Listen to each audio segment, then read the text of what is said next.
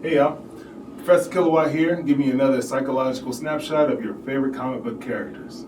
Alright, so today we're going to do a little different. Let's talk about Venom, and let's talk about Carnage. For those of you who know the history of more or less Venom more than Carnage, and not any new Tom Hardy movies, just actually looking at the actual origin story of Venom and Carnage, you will find that their origin stories come from a symbiote, a alien that comes from the darkest reaches of space, that is a symbiote, needs a living organism to live off of in order for it to live. But they often have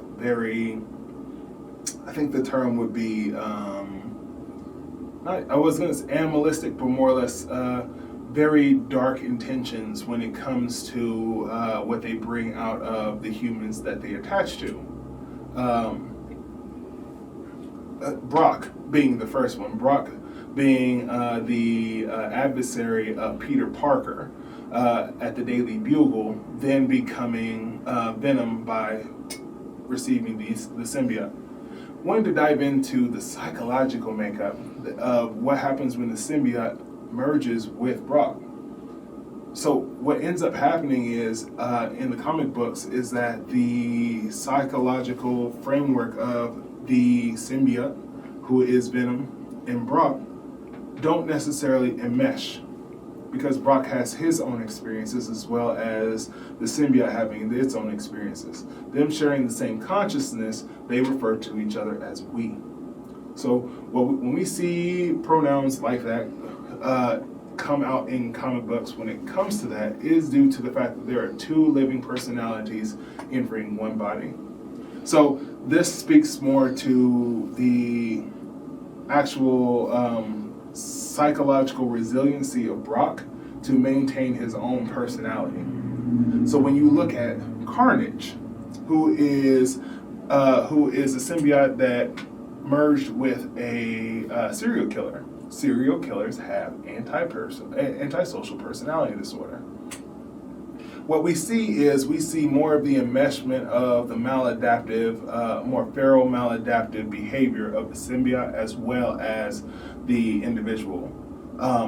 And what you essentially see is a psychopath becoming one entity. It is the reason why Carnage refers to himself as I. Because so much of the consciousness are enmeshed when it comes to murder, when it comes to antisocial personality disorders or antisocial tendencies, that you see them become more enmeshed than you would see with Brock.